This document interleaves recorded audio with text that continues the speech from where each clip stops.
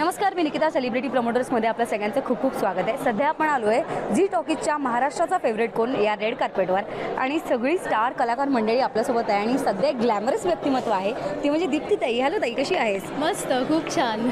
तू खूप छान दिसते. सगळ्यात पहिला तुझ्या लुकबद्दल काय सांगशील? लुक काय नाही, सिम्पल आहे. इंग्लिश आहे, सटल आहे. थोडं मला subtle with little bit of bling, त्यामुळे मी कम्फर्टेबल आहे. आणि आत्ता ह्या वर्षी आलेल्या सगळ्या सिनेमांपासून मला थोडंसं लुक वाईज फ्री व्हायचं होतं, त्यामुळे मी थोडंसं सटल येट कम्फर्टेबल झोनमध्ये आले. क्या बात आहे. म्हणजे चौकटीत राहायचं नव्हतं भूमिकेच्या आणि एकंदरीत कशाच्याही. क्या बात आहे. वर्षाची सुरुवात खूप गोड झाली आहे. पंचक सिनेमा रिलीज झाला आहे. प्रेक्षकांना भरभरून प्रेम देतात ते तुम्हाला. आता कसं वाटतंय? खूप छान वाटतं आहे. मला असं वाटतं गेल्या वर्षीचंच माझं सगळं लक आत्ता अजून कॅरी फॉरवर्ड होतं आहे. 100वर स्थळवर खूप प्रेम केलं. नाळ 2 हिट झाला, त्याच्यासाठी नामांकन आहे. घर बंदूक बिर्याणी आला आणि पंचक आणि माधुरी दीक्षित मॅमचं प्रोडक्शन होतं आणि आय थिंक आमची खूप चांगली टीम होती आणि त्यामुळे आणि विषय फार सुंदर होता. त्याचं सादरीकरण छान होतं, त्यामुळे प्रतिसाद खूप चांगला मिळतो आहे. टचवूड असाच चांगला राहू दे.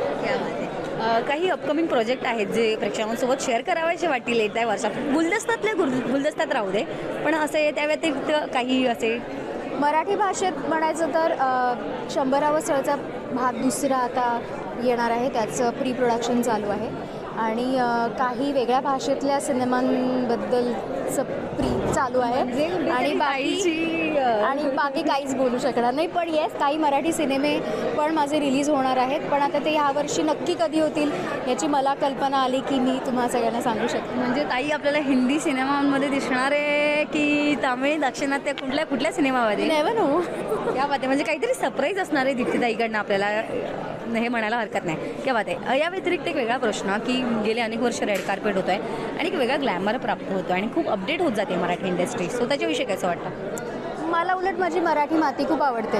मला कंपॅरिझन बॉलिवूड किंवा हॉलिवूडमधलं केलेलं आवडत नाही. मला असं वाटतं त्यांनी जे करून ठेवलं आहे त्याचीच आपल्याला कॉपी करायची गरज नाही आहे. आपलं जे आहे ते आपण जास्त एनहॅन्स करावं असं मला वाटतं. मग ती कथा असो, पेहराव असो.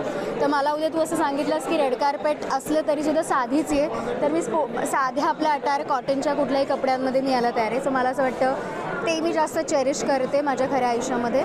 त्यामुळे इंडस्ट्रीमध्ये सुद्धा ग्लॅमरसाठी माझं अट्रॅक्शन कमी आहे, पण मला आपल्या मातीतल्या गोष्टी खूप अट्रॅक्ट करतात आणि मला वाटतं that is the glamorous thing.